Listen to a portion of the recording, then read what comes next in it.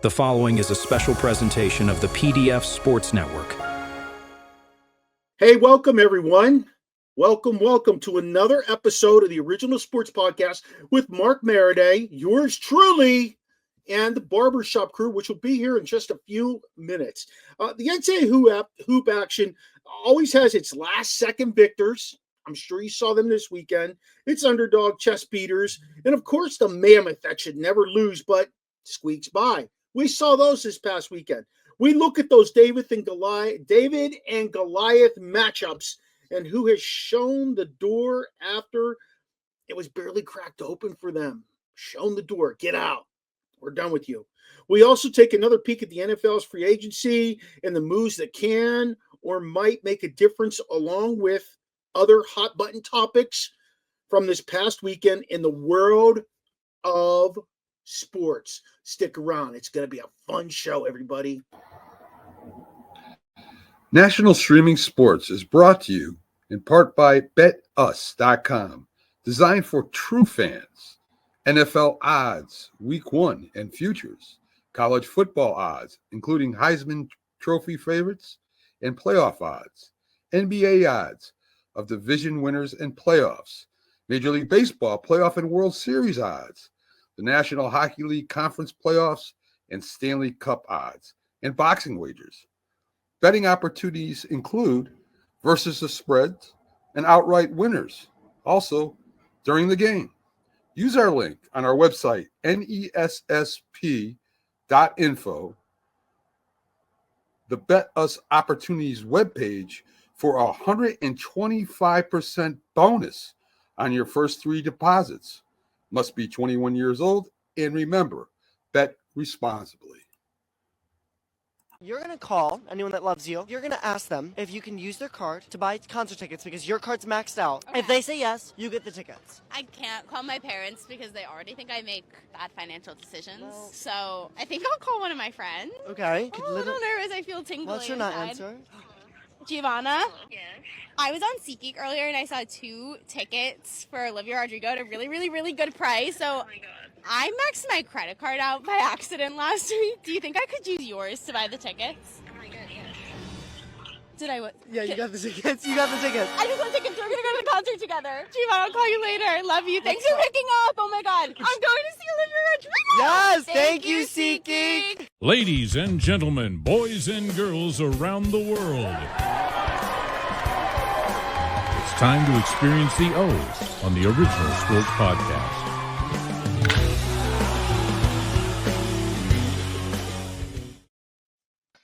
Hey, welcome everyone again to this episode of the Original Sports Podcast with Mark Maradei and the barbershop crew. I got my boy Chops here with me.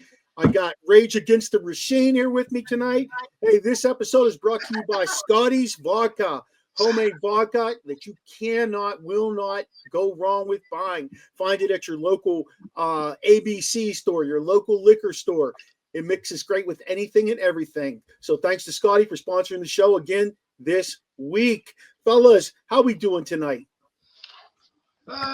Just had me some great Kool-Aid. I'm pretty well. I'm pretty good.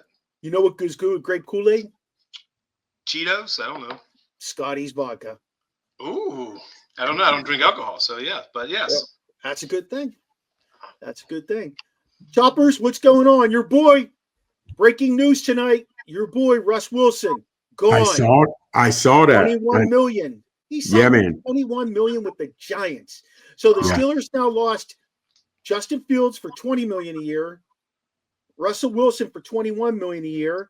And I was reading they lost Darnold because they just offered him peanuts.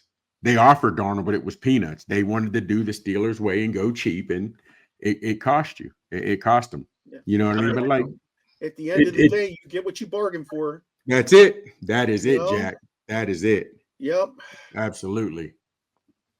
So, Sheen and I were talking about it, different things, what's going on. We'll get more of them on, later on our Terrible Talk later this week. Hey, thanks for joining us tonight. Cards in my car with R. Posada. Glad to have you here. And yes, definitely try Scotty's Vodka. You cannot go wrong. You cannot go wrong. Did that say she was from Stockton? Yeah. Stockton, The Stockton Bad Boys, the Diaz brothers, MMA cats. They're from Stockton. How do we know it's a she? Raiders need a whole lot. Yes, they do. Yes, they do. Absolutely, positively. They're as bad. Actually, to be honest with you, Cards, they might be a little bit better off than the Steelers. Yeah. They might be. You know, hey, I don't want to get into Steeler talk. We save that for Thursdays for terrible talk. But, boy. Come back on Thursdays. Yeah, come back and listen to us on Thursday. But I'll tell you, the Steelers are sitting there waiting now for Aaron Rodgers. That's turning ugly. It's going to be okay. Steelers are going to be fine.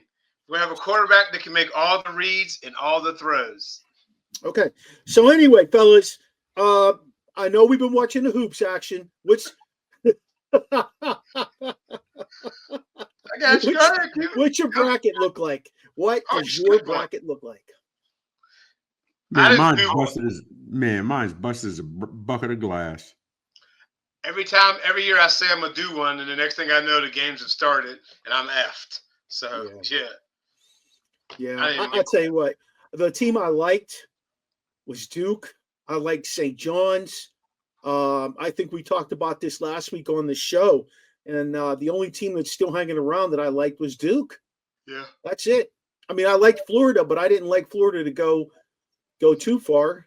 I didn't get them into the Final Four. I do like Michigan State still. Speaking of Duke, I just see a documentary. It's called "The Class That Saved Coach K." You gotta check that out, man. It's pretty good. Ooh. My Uncle Weldon was in that class. I didn't even know that was a thing, but Uncle Weldon, that's my Uncle Weldon. Yes. Oh, that's interesting. Pretty smooth. Yes. Have to check that out. I was never a Duke fan. Yeah. Michigan State. I'm a big Izzo fan, to tell you the truth.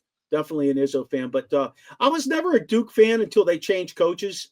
I like this young guy that they have right now. I can feel the vibe from him. There was something always sneaky about K with me. There was something about him I just didn't. I still don't care for Duke. You said you mean like a Sandusky type thing? No, not like that. There's just something slimy to me. Now that's just me. All our fans out there who like Duke, they probably be like, "You're crazy. Shut up, Maradei." But to me, there was something slimy about him. I like this young guy who's coaching them now, and I'm a big, big fan of that Cooper Flagg kid. He's just a lot of fun to watch as a 19-year-old kid. He plays with passion. Did you know that he picked his number because that's the number his mother wore? No. Yep. Very, very. It was very neat to hear that. That team is dominant. I watched that game Sunday. That was what was it? Like they did. I expected game. More from Baylor. Oh my God, it was tight. And then all of a sudden, you blinked your eyes, and they blew them out the gym doors. It was insane to me. Yeah, it was insane. But what game did you guys like this weekend? Oh, it had to be Florida UConn. Why does it have to be? Man, because Florida was number 1 seed. UConn was returning champ. Hurley hadn't lost. Would he have 13 straight wins or 12 straight wins? And that came down to the wire, pimp. And a lot of people have Florida winning it all. Yeah. Yeah, well, UConn was an 8 seed. I wasn't like it. But they were okay. So if you look at the seeding from that perspective, Sheen, I get it. But that was a pretty bad seeding for them. Who'd you have, Sheen? Arkansas and St. John's. But now you liked it. But when you think about it, neither of them. Well, some people I did too had St. John's going to my Final Four, but it depended on how rough they let them play. Because St. John's played tough defense. The rest were stinking. Yeah, but St. John's didn't help themselves because they missed a lot of easy buckets. St. John's missed a lot of easy buckets. Yeah, they can't shoot. That was a good one. But see, that one though was more about the coaches as well. Yes. Calipari versus Pitino. That's where, I'm trying to keep it about the guys on the court. You know what I mean? You're more coaches. Pittsburgh's own, baby. Did you know that I didn't know this. Did you know that Pitino and Calipari aren't even like friends? Yeah, not until they started talking about it. Well, that was pretty amazing to hear. Like, they don't dislike each other. In fact, there are a couple of paisans. I'm thinking one, one's a Chucha, one isn't. But anyway, Yeah, exactly. I was really kind of shocked at that. I know that, those two have been coaching in the NCAA forever. And they're one of the few guys left from the old school. You know what I'm saying? Old school. The golden era. Yeah, seriously. I mean, they really are. That's You a know good what I way mean? to put it, Sheen. Yeah. So it was the golden era. And they really are. And Izzo is got to be up there as well. Izzo's in his mid to late 60s as well. I know. So but I don't know why. And I know he's won championships, whatever have you, and he's always up there. But when I'm talking old school and that the Patino and the Calipari, yes, your boy Izzo is old school, just like they are, because he's been there so long. Yeah. But man, I just look at them in a different light. Maybe because I don't know why, but I just look at them in a different light. Maybe when Calipari was even back with UMass and I don't know, man. I just look at them differently. I think that's because we're older. Honestly, when these young bucks, I don't know if the young bucks that are coaching today will stick around at the school as long as some of these guys did. Because let's face it, Patino was at Louisville forever. Calipari was at Kentucky for a minute. Like those guys. Massimino was Raleigh Moss. He was at Villanova forever. Nova. I mean, Boeheim, Georgetown. Don't forget the big fella. Those guys just didn't jump around. Now you got that guy that just lost from Colorado State. He's already committed to be the head coach at Minnesota. He had already committed to that before they even played. Well, same with old boy from McNeese State. McNeese State. He was going to NC State. Sean Miller's going to Texas. Yeah. I saw that too. That's a gig. Yeah. Miller. There's no commitment. There's no. We know this from every sport today, though, fellas. We know this from every sport that there is no commitment. No. You don't want to stick around at a particular place too long. You're going to go follow the money. Find the money trail and follow the money. Those guys go somewhere else. What happens if they lose right away and get fired? To be honest with you, Capel at Pitt has that huge contract. I don't know how he sticks around. I did read that nobody wants to pay it. Well, two things about him. Two things. Number one, I heard that he is supposed to basically move along a bunch of his assistant coaches. That was part of the problem. And then number two, I heard today that a bunch of those guys hit the transfer portal. The twins are gone. Hey, see ya. They didn't win with them. You know what I'm saying? Like, if you can't win with guys, it's the same in the NFL. You get, I hate to say this, but we're all hard on TJ Watt, or most of us are. But Steelers don't win with them. They win games, but they're not winning a Super Bowl with them. But why do you need them? We didn't win with the Killer Bees either. No, man. That's depressing. But I mean, I'm just I'm using that as an example. If a guy's not producing for you to win championships, at the end of the day, it's all about championships. Would you or would you not agree with me? For the company, yes. For me, I'd be like, nah, I'm cool with that. Well, yeah, it is about, it is, to me, it is about championships, but you have to. I don't know if it's the way they break it down because there's so many guys, but with the cap in football, paying one player an astronomical amount just doesn't make sense unless you've drafted well and you've got a lot of guys still in their rookie contract. Because once you start, you can't pay everybody. You know what I mean? So, and fellas, we've been through it, and I've said it before. I do not believe there is one player on a team more special than anyone, because we've seen guys lose because the kicking game was terrible. We've seen teams win because kickers made impressive kicks. We've seen teams lose because that D line was incredible.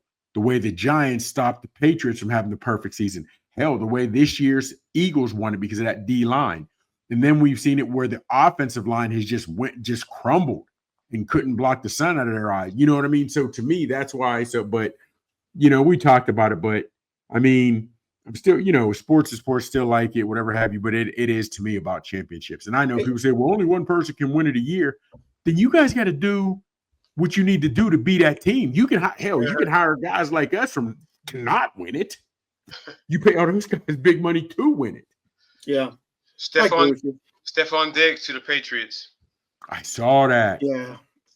They had a lot of money. Of draft capital. Yeah. You know, yeah. I'm interested to see what Vrabel the reliever, can do the closer, Michael Gott. Hey, what's up, Mike? Yeah, Thanks for Mikey joining us G, tonight. that's real, baby. That Hey, is it is real. It went down 21 million. 21 million. You know, I'm not him. I hope Russ goes there and shows that he got neighbors. They got some weapons in place. I hope he does a lot, but I hope he has that a good season. That old arm ain't gonna be able to keep up with neighbors. Next. Okay, we'll see. I don't know, dude. I don't know. Okay. I don't know if they'll handcuff him like he was handcuffed the previous year. Okay. Or even that's gonna be good to tell. Yeah, that's gonna be telling. Okay. We'll see. Even the system he worked in out in Denver. Is he gonna be handcuffed like he was out there? You know, like Russ wants to be able to do what Russ can do. Still, I think he knows his limitations. Mm-hmm. And I bet you that's what he sells when he goes to places. What's he going to be? 37 next year, right? Oh, wait. Yeah. And that means they're both in New York. Ooh, they're going to both get the scrutiny. Phil, I didn't think of that. Yeah. I didn't think of that. I can see Trauma on the cover of the New York Post. Thanks, Pittsburgh. Yeah, but Russ has been there. He's been to 2 Super Bowls, won one. I don't see the pressure getting to him. He played in Colorado where they hated him and still was a constant professional and did his thing. He put up numbers. We're going to see. Hey, I just can't. Can you imagine paying a 37-year-old quarterback $21 million? I can't even fathom the idea of paying somebody like Aaron Rodgers $40 million. Exactly. They're not going to pay him 40. Look here. The fact that Rodgers has the gumption, the unadmitted gall to tell teams, I'll decide what I'm going to do for you. Are you kidding me? Are you kidding me? That's how good the fellas say whatever you want. That's how good it is to be white because no black quarterback can do that. Fellas, Rodgers, take away the name and look at his numbers. Let Russell Wilson have done that. You know, if Russell Wilson would have acted like that, there have been people just as bad and saying the same things. Some people, what? I don't believe Russell Wilson thinks he can do this. Then there's going to be people that say, hey. Hold on. Russell Wilson has taken other things. Russell Wilson has not made anything. Well, I'm going to sit there and wait. Russell Wilson had to wait for these teams to say, we're ready to pull this trigger. Rodgers has looked like dog doo-doo for the last 3 seasons because his last season in Green Bay wasn't great. And he still is sitting there and telling cats, I'll let you know when I'm ready. Chops, really? It's gonna be okay. Hey, Chop, here's a hug. It's going to be okay, buddy. You got to stop saying that. At what point does it not become okay? Tomlin hasn't done anything since 2016.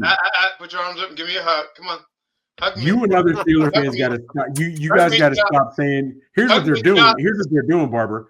They're repeating phrases they've heard other people say that they don't know what it means. Because when they say it's going to be okay, at what point does all right, okay. It's going to be all right. Let's jump back to the NCAA basketball. Can we please? And then we can talk a little football. Chops gives me a hug. Give him his hug, Choppers. No, dog. I want to go in a steel cage match. Give him kisses. Steel cage match. You guys pick it. I'll come up there. And we got to get you up there. We got to get you up here. Hey, fellas, my game of the weekend, and I really sincerely mean this, was the Maryland game. Maryland, Colorado State game. Here you go. Yeah, that was a great game. I mean, yeah. It was a great game. It was a great game, but you had 4 in 12. Now, let me ask you this. Did you guys get any text? Are you friends with any Colorado State people or even Maryland people are like, yo, that was a walk? Okay, so here's what they said about the supposed walk. You can gather step in 2 steps. That's what it is. That's why it wasn't a walk. He got a gather step in 2 steps. In the hood, we call it a gather and 2 steps. Is that what you call it in the hood? Yeah. What they call it up the courts, Chops? Motherfucker, walk! Yeah. Go, zoom, you walk. Give it a little check ball. Back then. Today. Get that shit back out. Yes, exactly. No, Tracer. He's waving it off. Yeah. Today. I'll tell you what, though, I'm not going to lie to you, fellas. I know you and the Maryland fans being up there, but you got to be. Your boy is doing work as a true freshman. So far, the moment has not been too big for him. It really hasn't. Derek Queen's legit. Well, he went to Mount Verdi, didn't he? Yeah. Yep. He's legit. Real quick. I want you guys, is this our Sweet 16, Elite 8, Final Four championship game? Start making a mental note of this. Real talk. Make a mental note of this. We talked about Calipari earlier. Calipari has always had a lot of great teams, and they're high ranking. However, he's only won, I think, one chip because he had young teams. And when you get into these tournaments, young fellas, some of the pressure break pipes. So I want to see from here on out, if as great as Duke is, if Duke succumbs to an older team. If you know what I mean, I want to see as we get through the 16 Elite 8 Final Four championship game, if some of these older teams, the pressure doesn't get to them as much if they come out on top. Hey, shout out to Jonathan Holloway before we go any further. Hey, what up, Jay Hollow? What's up with you? Chops, I hear you, but I just think this Duke team is way too mature. Hold up, Chops, because I'm making my mental note. Hold on. Go ahead. Your boy is a freshman. Mason's a freshman. Kernuffle, whatever his name is, he's a freshman. Now, Brown, is Brown a junior or a sophomore?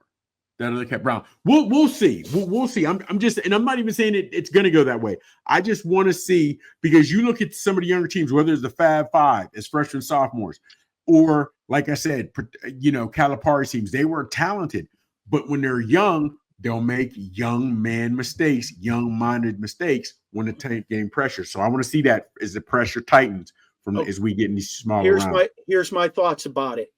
I think that these kids playing at the high school level played in high pressure games at the high school level. They weren't playing. It wasn't Kiski Apollo Ridge. Okay, so these kids played high level games. They already had the pressure on them since they were in high school. Maybe some of them in junior high school. Who knows? They were better than everybody else in that high school. Not everybody at the high school was your boy, the freshman you like that you like. But now he's got guys or whatever. Go ahead, Sheen. You saying they were better they were playing against what in high school? They were so much better than the talent they're playing against in high school. They might have been playing against some good teams. Hold on for a second. At Mount Verdi? Flag. Hold on, Flag. Flag is a hell of a talent, and he's still going to be number one pick. But overall, he's playing against significantly better talent in competition now than he was in high school. And that's what I'm saying. So even though they were in big games in high school, if 10,000 people showed up for a game in high school, they were still the best guy on the court. They were still going to get theirs. Yeah, but listen. Now you're playing in front of 20,000 national television. Right. But now you're playing against older men. But at Mount Verdi, you're playing 5 stars versus 5 stars. Yeah, that was my point, Sheen. Thank you. IMG. Mount Verdi's playing IMG. They're playing. You do realize when we watch college football, and then a guy will come in as a highly touted freshman, and they'll say, "Can you believe the guy from Alabama, Williams? And can you believe the catch that freshman made?" Mm-hmm. Because even though you were the man in high school, you're going up to a different level, regardless of how good you are in college. When you say, "Well, he's still a rookie," that's why there is such an awe of what Daniels did, because he's a rookie. So you know what I mean. So football's different, though. Chops. Football's different because you can play public school football where they're from, and you're playing public schools. But when you're playing private school basketball, you're playing elite of the elite. And like AAU stuff? Yeah, that's a fact, Chops. For sure. I talked to a man this morning, the boy from Blake, Barber. He's the #1 sophomore in the country. Yeah. Right. And I said to the guy, I said, "Well, why isn't he at private school?" He said, "Because he plays EYBL, which I don't even know what the hell that is. He plays AAU. He don't need to do all that. That's what he does." So you're playing against the best of the best when you're playing it, not in the public schools, but in the privates, you're playing the best of the best. Let's just keep a mental note. Let's just keep a mental note of how much we hear what a freshman does or what a senior does. Because to add to that too, Chops, all the recruiting for every other sport other than football happens at those club sports. They don't happen at the high school. Guys don't show up to Thomas Johnson High School to see a kid unless he's playing AAU and he knows that he's going to be local playing on his high school team, because he knows what he sees when he plays on his high school team, that he's far and above everybody else. Exactly like you're saying. They go recruit at the AAU games, at the EYBL games, at that stuff, because they're seeing iron sharpening iron. They're seeing iron sharpening iron. And I think that's what the difference is. If you watch the Colorado, if you watch the Duke game, Cooper Flagg stands out as an 18, 19-year-old, whatever he is. He stands out as the man on the court. He really does. Playing against older guys. You're absolutely right. But regardless of how big, how strong, how fast you are, 18 mentally is 18 mentally. And at some point, the pressure will get to you. It will. So, but that's all I'm saying. Let's see as it goes further down, and how many times we hear on these national broadcasts how much they make. This guy's only a freshman, or this senior-led team, this junior, senior-led team. Regardless of who it is, we'll I say, because I believe that was a huge reason Calipari didn't win as many as he had, because he had a lot of one and dones. And that's what's still going on in a lot of programs. Yeah. That's the other bad part of that porthole, guys. You never get to build 2 years of chemistry with a bunch of dudes, 3 years of chemistry with a bunch of dudes, and make a run in a national championship. You have to grab what's in the porthole now, try and mold them, take a run, because if somebody else gets offered money to go somewhere else, they're gone. They don't care. They're kind of like Sheen said about winning chips. He wants the money. He doesn't care about having a chip. I don't understand how the NCAA are allowing guys to enter the portal, and they're not even done playing yet. There are guys literally that was funny. Open yesterday. The portal opened yesterday, and guys are still playing. Yeah. Yes. Yeah. The kid from was it Vanderbilt Chops or Wake Forest, where he said I think it was either right after the game or like right in the locker room, he was like, he took a picture. Yeah. And I mean, like, and there's some guys that are still playing. What coach was it? One of the coach said he came in. I can't remember. He came in and he said, all right, we're gonna have meetings, but I gotta ask the guys, are you coming back or not next year? And they're still going on to Sweet 16. Who would hell? What the hell coach is that? But that to me, but also, Mark, as you guys talk about it for the portal and guys jumping ship, we don't see teams anymore. We don't see, when I say that, you see a lot of ISO ball. You see a lot of guys playing as individuals. And the one thing that does bother me now, how many guys, I see it in pro as well, but definitely in these college tournaments, which is starting to kill me, taking unnecessary 3-pointers, coming down on a 2-on-1 break and guys stopping at the 3-point and shooting a low point and missing. Or when guys you're down by 1 with X amount of time left, you have X amount of time left before whatever, and you shoot a 3. You're only down by 1. Why you didn't need a 3? That's bothering me, where we're missing a lot of the fundamentals. And start watching. Go ahead. I was going to say, I think the porthole has hurt college basketball more than anything, but I also think that it helps college basketball more too, because a team like Duke isn't going to lose guys to the portal. They might lose the 7th or 8th man coming off the bench. They're not going to lose their top 5 guys unless they go to the league. That just doesn't happen like that so much with those high-end programs, those blue bloods, as we put it. It happens more at the lower level. I'm curious to see, and I think this is going to happen. I think Arkansas is going to be in the Final Four, maybe in the Final 2 next year. I could see that happening. I could see St. John's pushing the Final Four, the Final 2 next year, because I think I think those guys know how to work the system. They have that card that they can bring to the table. Hey, look, here's what I've done. Whereas some of these younger guys are saying, hey, come with me. We got a young system, a young program. We're full of energy. We can make this run. I know we can. I think that a guy like Calipari or a guy like Pitino, when they come to the table and they say, hey, I've done it. I've won the chip. I've got guys to the next level. I've been successful. Guys who come off the bench from me made the league. I just feel like you're going to see teams like that be there next year, because it'll be their second year around. but don't we'll know. see. Hey, what'd you Yeah. guys think of the Juju's accident, her injury last night? Man, that bummed me out. Really, I love knew- watching that girl play. Yeah, but as soon as it happened, you knew. Oh, Knew. yeah, Like absolutely. when you thought at first she just tripped, right? But Yeah. when you reran it, you know that's ACL and it's gone. And it was I don't want to say funny isn't haha, funny isn't peculiar. How they wouldn't release anything. They're saying, well, she's not coming back in the second half. She's gonna go get it. You knew. They knew and back at halftime, or hell, at the end of the first quarter, early first quarter, they took it out. They knew by the end of the first quarter it's a torn ACL. What's that do for her career? Mark, Oh, did you ask me that? She can go to league. Yeah, she'll be all right. Well, first off, I'm being dead serious. I'm assuming some of these girls leave early to go to the WNBA. I'm assuming just like some of the men to do. Okay. Hey, 75 grand is 75 grand. Yeah, I don't know how many freshman girls leave to go to the WNBA. But now, Mark. She's not a freshman. She's sophomore. Sophomore, you're right. But now, if you'd asked me 5-7 years ago, it might have been different. But those injuries, they've come so long with medicine, but they still say it could be 10 to 12 good months before she's ready to ball again. Yeah. That could mean the entire next season. So I don't see her going to the WNBA again. I do see her coming back and being healthy and working out, but I'd like to see how hard she gets on it, because you don't forget your boy Cam Akers. He tore his ACL and he was back not a few months, but a couple. He made it back for the season, I think, within like 6 to 8 months. So it can be done.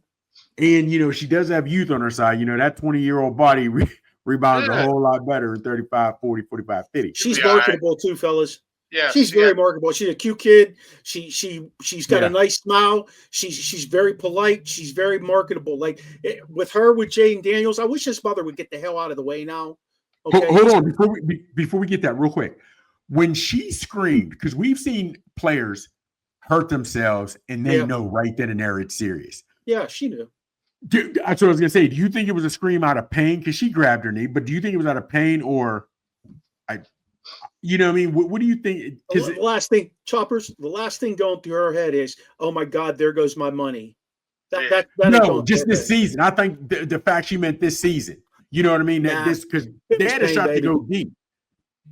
They had a shot to go deep. I'll tell you that right now. It was pain, and I feel bad for the girl. I really. She's one of the girls that I enjoy watching play. I enjoy watching Caitlin Clark play. What's that girl's name? Aisha. Come on, help me. Wilson. Sure. What's the girl from South Carolina? It's in the league now. God, can't think of her name. I enjoy watching her play. They play such a clean game. Bigger underneath the big. Yeah. They play such a clean game. They play a good game of basketball. They can shoot the ball. They can rebound. They understand the game. So many times I've watched a ladies basketball game and it's just like, oh, this is painful. Fellas, speaking of painful, I got to share this with you. I know I sent you some stuff Friday night, but I went to the freaking Wizards game against Orlando. The Wizards are the worst team I've ever seen. They are absolutely horrid. Wow. Horrid. And what I don't understand is, I don't understand how the same guy that owns the Washington Capitals owns the Wizard, and he puts no money and doesn't put any emphasis in the Wizards. I don't get that. I think they got a good young core, to be honest with you. They do. They're hurt. That court. You know who I like? The Sar kid. The Sar kid is very good. He's one of them. Bub Carrington. Is that Coolabee? What's the other kid's name? Coolabee. Yeah, he's going to be good. Carrington. I like Carrington, but he can't shoot. He can't shoot. Champagne's okay, but he can't shoot. Those guys can't shoot. But you know who I like that they picked up though? They got Chris Middleton. He's a hell of a. I'll tell you what, I didn't realize. He's a positive guy on the floor. He works hard up and down the court. The one thing I will say about this game is there was hustle. There was people playing basketball. Oftentimes, not too often, but I'll throw on like a Lakers game or something because I used to be a huge Lakers fan until LeBron went there, and I'm like, what am I watching? Like, what is this shit? Like this is ridiculous. And then you watch the kids play in college, and you're like, wow, It's intense. Wow, look, Yeah. they're battling. I don't really watch NBA, so You know, I don't watch it a lot. I really don't. I'll be honest with you. I don't watch it a lot, but I watch it enough to just try to stay in the mode of what's going on there. I'm ready for them to turn a new leaf. I'm ready for guys like the kid down in San Antonio. You know, Wemby. I'm ready for him to step forward. I'm ready for Flag to come into the league. I'm ready for a whole new group of superstars to come into the league and really take that league back to where it was. It was terrible. There's no, these guys, Chops, you talk about shooting threes. That's all they do in the NBA, shoot threes, and they don't make it. The Wizards are the worst shooting three-point team in the NBA. They shouldn't even shoot the ball. Just keep chucking them up, and they keep chucking them up. It's just horrible. hey, something's going to go in. Yeah. I guess you throw enough shit off the wall, something's going to stick, right? 100%. You're right. You're right. Hey, let's go back to what I was talking about with Jaden Daniels' mom, man. Is that a little bit too much of a helicopter parent now? Yes. Well, maybe she don't want to see him with no skeezer. Oh, okay, and I get that. Hold on. Well, first off, she should know that's juju, you know what I mean, whatever have you, and she's still trying to make her way. But even if you thought that, perception rules the world. And right now, she is perceived as an overbearing helicopter mother, bottom line. So my thing would be, if that's what you thought, if that is what you thought, so you had to have them get up so you could now sit between them. Yo, nothing's going to happen. He wasn't going to get her pregnant at the game right then and there. She wasn't going to steal all his money right then and there. Sit back, sit beside him, do your thing. Soon as you're in the car, as you leave the arena, then you sit down and talk to him. That to me is, but see, again, you guys are parents, so you can see it differently. I don't understand. When we were coming up, if you got into a fight, win or lose, you had to fight your own battles. You had to fight your own battles. Now, when I see parents literally fighting high school kids for their parents, I'm not sure when that started. I don't know when that started. I don't know either. But I don't know either. Seriously, but on that aspect, for her to do that, man, that just, to me is just not a good look. Seriously. Jane Daniels is the kind of kid, him, CJ Stroud, if one of my girls brought them home, I'd be perfectly happy with that. I'd be like, that's a nice kid. You know, he's just a polite kid. They're very soft-spoken. Yes. Even like before the mother got there, you see their interaction. Yes, like, and they were flirting, but they were It was so pure. It was so neat to watch. He was smiling, where a lot of these young cats want to be tough. I don't smile anymore. I don't show my teeth, my pearly white. He looked like he was smiling, flirting with her. They were having a good time, and mom's like, "No, I got to put the squad douche on all that." She's starting to look really bad with that. Shane, how do you feel about it? You got two girls. I said what I said. Like I thought maybe she's just trying to keep him away from the skeezers. But Chop said if that's what she thought, then maybe that. My thing is I do try to keep my girls away from, hey, if you're getting D's and F's in school, you don't have nothing in common with my daughter. So there's no reason for you to be coming to my house. Exactly. Now, remember when we were coming up? Now, I was my family. My dad is from the same part of Pittsburgh machine where your dad grew up. I used to get from my dad and my mom, watch out for them fast ass girls. So his mother is telling him that. He's still going to the club when she's not there. So my thing is I know he can afford a hotel room if he need to. He don't want to bring him home. But what I'm saying is, you never stop raising your children. I get that. But at some point, you have to believe I've done everything I can do in this aspect. Now, you can always go to mom and dad for guidance, as long as they're around and you can talk to them. But that shit, to me, you've told them enough about watch the girls, this, that, and the third. And that is, I just thought I didn't like the look of it. It's not me, but if you raise your kid right, especially by the time they're in their 20s, you shouldn't have to come between him and a female or your daughter and a boy. If you raise your kid right, just like Sheen said, if you're bringing D's and E's home, D's and F's, if you're working in McDonald's and trying to get with my daughter who's got a career-based job, no, we ain't down. Like it just, Not gonna be able to do it. Right. Not gonna be able to. Double X posse. Not gonna be able to do it. I don't know, man. Me personally, not we were texting. I was on other threads. I was like, that just does not look good, man. Just the way she came down and sat there with pride, almost like, I don't know who this girl is, but get away from my man. That to me was just it was just, I don't know, man. That was weird. It was really weird. It just was, because now, and I see it with a lot of these, and I can catch flack for it or whatever, but I see a lot of these single mothers that you can raise your son to be a strong man, or hopefully has a positive male role model in his life. But at some point they forget he's your son. He's not your man. You don't need to protect him like that from another female. He's not your man. He's your son. Remember the video? You can sit on the side and give old girl side eye. I know you ain't slick. I see what you're doing. Okay. Yes, exactly. But or call him a floozy, or something like that. Don't get all these old floozies. What's the old lady term is I can't remember, man. Dionne Warwick says it a lot. I can't remember. I don't even. Yeah, I can't. I mean, I ain't got with Dionne in a minute. I don't remember. Hey, all I know is I remember that video we talked about. I think it was last year. Hussy. There it is. Hussy. You remember that video of that pretty mom who jumped on her son on the sidelines or whatever, like after a game? Yeah. Because I know his dad had passed away, and it was probably an emotional time, but not like that. No, that's it. Just not like that. We don't do that. Yeah. I'm out here. You know what I'm saying? I'm out here in the community. You need to jump up. You need a hug. I'm out here.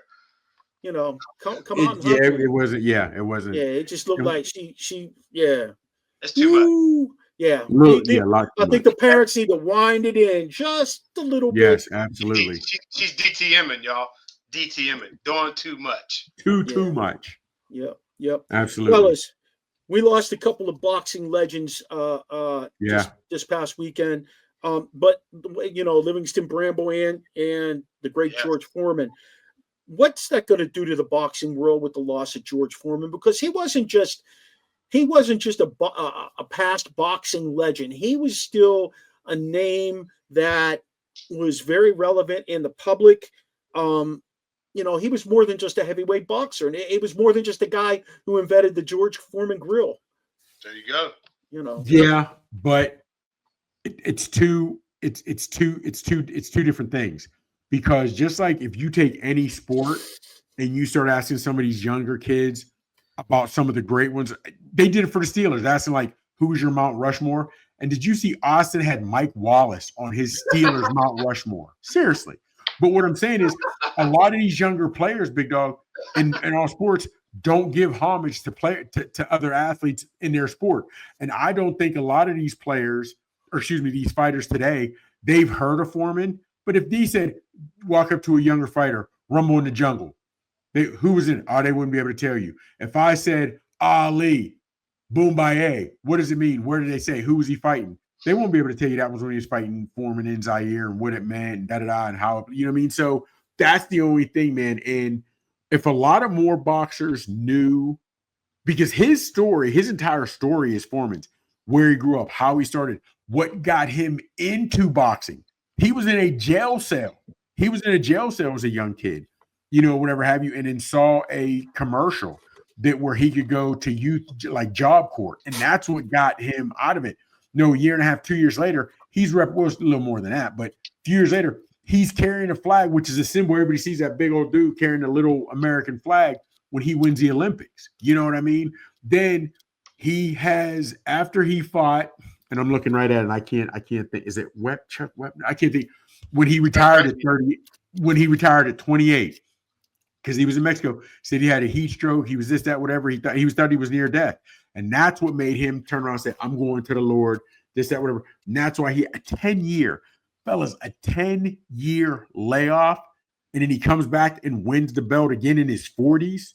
He was, but Foreman was one of the. Hey, Chops, who did he beat? Michael Moore. If you ever see the clip, that's the clip where Teddy Atlas is screaming in his face. You got it, to Michael Moore's face. You got to do this. You got to do this. You're going to hate yourself in the morning. You're going to hate yourself in the morning. And Moore was winning the fight. And last thing you go on a fighter is that power. And Foreman him with just that lumbering overhand right. And that was it, man. Foreman Foreman, and if you haven't seen it, please go look it up. And everybody listen to us. Foreman, when he fought Holyfield, Holyfield hit him with a 19 or 20 punch, depending on which one you count, 19 or 20 punch combination for 15 to 16 straight seconds. All power punches he hit Foreman with and couldn't knock him off his feet. He's like the bag, huh? Oh, dude. Nobody knew what Foreman was a beast. Foreman was a beast. And Foreman was letting you, he'd let you take your licks to hit him because he knew if he could get to you. You know what I mean? And that's why what Ollie did in the rope-a-dope, why it's even more successful, because Foreman was just so strong. And he was a great businessman. He was just likable. He would, you know what I mean? He had great personality. He just did. That man died with a smile on his face. I never saw that man not smile except for when he fought. He was always a happy man. Yep. And that's what hurt. That's what hurt him. The way the people just turned on him in Africa, and they were like, Ali Boombaye, which was, Ali, kill him. He was like, why don't you like me? I'm dead, whatever. But Foreman was a good dude, a great boxer. You know what I mean? 8 sons, all named George. But he was a good dude. What's that? George won. George won. He got 8, all named George. He was a good dude, man. And it's kind of weird because when I read that Foreman, how about you call the house?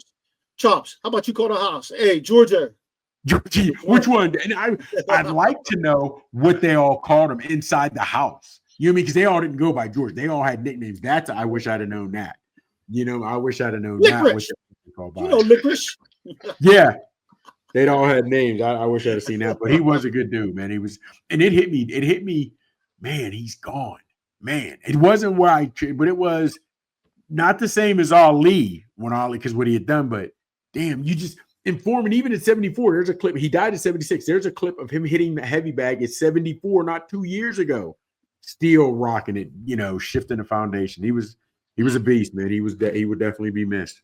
R.I.P. to him. My condolences to his family. See. That's the thing, and the reason I asked that question is I don't see guys in the boxing world today, and I know you're deep into it, Chops, but I don't see guys in the boxing world today that are household names like George Foreman was, like Muhammad Ali was, like Mike Tyson was, like Ray Boombo Mancini, like I can just start rattling off names of guys that were legendary boxers. That was a different time though, because those guys were all on ABC like every month. But here's the thing. With the boxers now, the state of boxing now, the fact that Jake Paul can offer guys big time millions and millions of dollars to fight, and him fighting a 60-some-year-old Tyson, him fighting Ben Askren, him fighting guys that are way past their prime or never boxers, and they're selling out arenas. That's where we are with the modern day fan. And that's also why a lot of these guys may say, I like Tank, I like this guy, and I like these boxers, but they couldn't tell you anything about them. Where we were invested in these guys. You know what I mean? They don't do that nowadays. Promotionally speaking, they put those guys out there, and we dove in. Yeah. Remember when we were coming up, the saying was, to be the man, you got to beat the man. Now everybody is like, I'm afraid to fight the top guys because I want to keep my 10-0, 12-0, 13-0. You know what I mean? So we're not seeing. That's why a lot of people. Then I got to work hard to get back to the top again, to get another shot if I lose. Exactly. It's this generation, and we keep talking about it over and over again. Speaking of this generation, how about this guy, Gable Stevenson? That was crazy. Is it crazy or is it just sports? You know what I mean? Dude, it is sports. It is sports, and that's why they play the game. But you're talking about a guy who was on a 69 win. 69. He had not been. The crazy part is he had not given up a takedown all season. Yeah. He left wrestling, signed with WWE. That just didn't work out. He's not real marketable. He's the complete antithesis of what George Foreman was, with his attitude, his smile, whatever have you. He just wants to get in and wreck people. He also went to the Buffalo Bills, made a past few cuts, just didn't cut it. But so he came back to wrestling. 69 match win streak, had not been taken down all year. And with 30 seconds, not less than 30 seconds left, he gets a takedown. He gets taken down, and that's how he loses. Fellas, I mean, and you're right. That's why they play the games. anything can happen when punches are being thrown. But that was a huge upset. I don't know if any of you guys watched it or heard Daniel Cormier I go. watched it. The entire arena went crazy. Nobody expected that. Nobody expected that. That's that this year's wrestling, NCAA wrestling, may have put wrestling really on the map. Like with Cal Sanderson winning another national championship at Penn State, even though Iowa's still very, very good, Penn State's wrestling. Dude, Iowa is very good, but when you guys get into it, what Penn State is doing for the last 7-8 years, it's crazy. Also, real quick, with these kids coming up nowadays, a lot of these teenagers couldn't couldn't have the heart and the dedication to become a wrestler nowadays. They just because wrestling always goes back to fundamentals. I see it. I see it at the high school level. I do. I've seen some kids in my high school that are just off the charts. No. Yeah, you're absolutely right. But you will always see more kids go out for basketball than you will wrestling. You will see more guys show up to basketball practice or baseball practice than wrestling or do what it takes. You're always going to have your few. But when you look at how many teenagers are in the United States that play soccer, that play baseball, whatever have you, the dedication, fellas, you're not realizing these are guys that can't weigh in more than 135. They may walk around at 157, 160, and they got to suck weight to 133. They could go all day with eating just a can of tuna. That dedication, you're not seeing that as much anymore. And Mark, and the guys that you see it, ask them what they do, and then ask how many guys really work out. I don't have to ask them. It was probably, I don't know, mid-December, maybe mid-January. I can't remember when it was. It wasn't a whole long time ago, but it was about mid-season wrestling. One of the kids comes in my room who's a wrestler. He's a football player too, very dedicated to sports. He says, Maradei, can I talk to you? I'm in the middle of teaching. Maradei, can I talk to you? All right. I said, hey, get out your phone. Just chill for a minute. Yeah. And I thought, you know what? You walking the thin line with me. Anyway, I pulled a kid over to the side and I said, what do you need? What's up? Everything okay? He's like, yeah, I got to sweat off 2 pounds. You have any of them big green plastic bags? Them trash bags? He pulled me out of teaching. It was like 5th period. He's like, I need to sweat this off before weigh-ins at the end of school. Yeah. I'm like, dude, I can't. I don't know what his ranking is, but like my cousin Mario, Hutcherson Mario, right? He just won again. Yeah. He went to the Clarion Open, which is a college open, and placed 4th. He beat guy, and he's a freshman in high school. But he's going to the point, and it helps a lot of these cats. If you have fathers that have been successful in sports somehow and let you do it if you want to do it, that's one of the biggest things. Because you see some of these cats whose their fathers are trying to live vicariously through them, and you see they don't have the love for it, that you don't have the love for it. I'd like to know that cat that came to you and said, I need to sweat off 2 pounds. His father, I bet, backs him, but it's like, yo, if you want to wrestle, you can wrestle. But because I've known guys that they want to live vicariously through their son, and they're pushing their son to where they don't even like it anymore. That's the one thing about me. It's funny you say that, Chops, because I was talking to somebody today. Actually, one of my fraternity brothers gave me a call, and his kid's a stud athlete, just a stud. He goes to one of the schools out in the Allentown area, a well-known school. Just off the top of my head, I can't remember, but he's a stud, and he's a Division I recruit for football, but he doesn't want to play football anymore because the coach soured him on it. He wants to play basketball. He's a stud in basketball. He's playing on some exclusive AAU team where his mother has to take him 3 times a week down toward Philadelphia for him to practice. Anyway, long story short, my son, and we were talking about this, I have never pushed him to do any sports. No. I let him try it if he wants to try it. He got kind of mad at me when football season was coming around his first year. And he said, Dad, you don't think I can do it? And I said, I don't know if you can do it. I said, I don't know. I said, you got to practice every day. You don't just get to stand around. It's not like youth league practices. Yeah. You're competing all the time.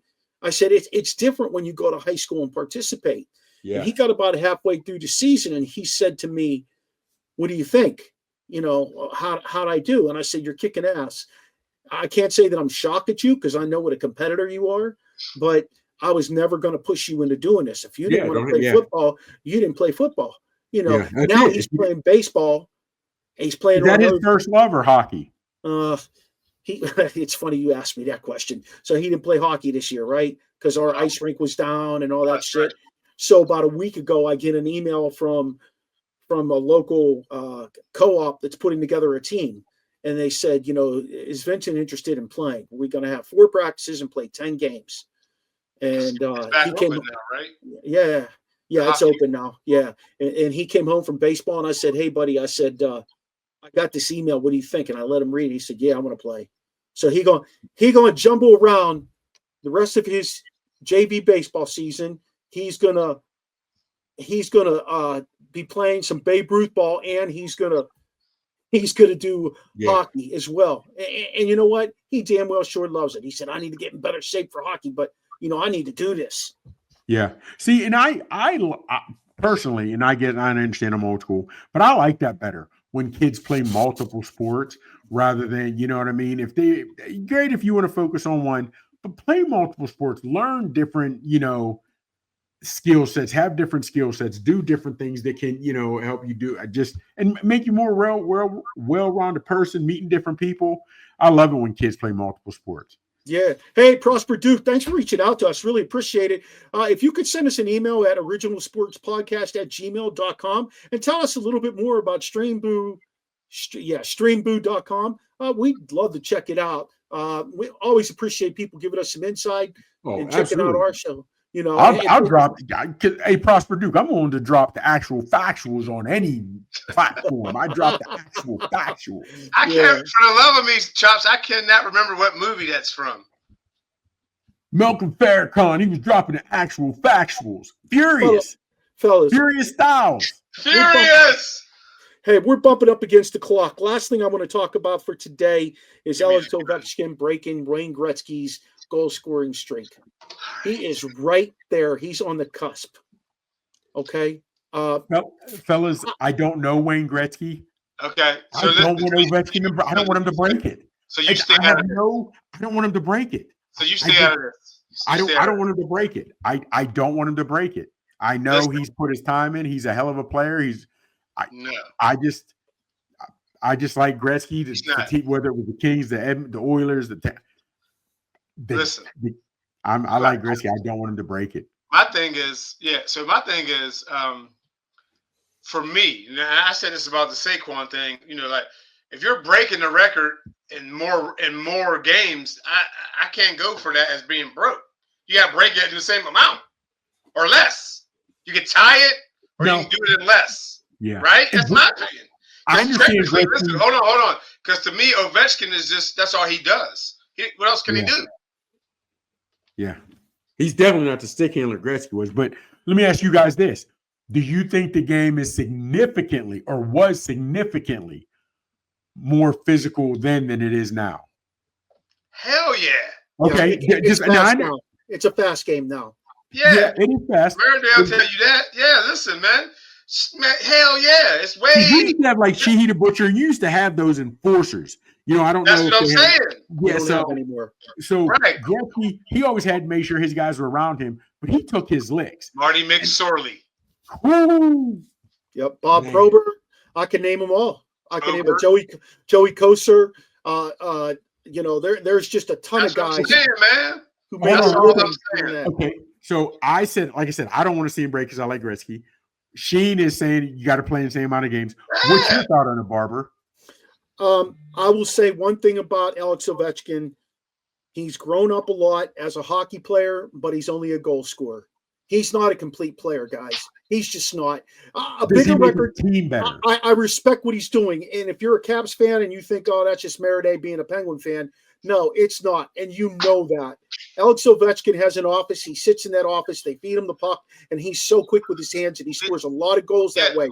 Alex Ovechkin doesn't play 200 feet of ice. Alex Ovechkin doesn't do that kind of stuff. He's not a spectacular puck handler. He's never killed a penalty. He could never be asked to kill a penalty. And you can't say, well, because I'm a Penguins fan. You can't say, oh, because they're Penguins fans are saying it. No, it's just I've seen Lemieux, and this show's over on that comment. Yeah. I'll tell you this much: a big record that's going to go down. before the season ends is Sidney Crosby is going to be the only player in the history of the NHL to average a point a game for 20 seasons. Yeah. Do you know how amazing that is? That means in one way or another, he has supported somebody scoring a goal in every game. Yeah. That is incredible. Yeah. It really is. Like, you could say what you want. Like, all these people are like, Crosby's a crybaby, blah, blah, blah, blah, blah, whatever. I don't care. You say what you want. I don't care. Sidney Crosby still plays 200 feet of ice every night when he plays the game. He's still the consummate professional. He's not leaving the game till he feels his game drops off. This guy's going to be potentially in the top 15 scorers as a 37-year-old. Are you kidding me?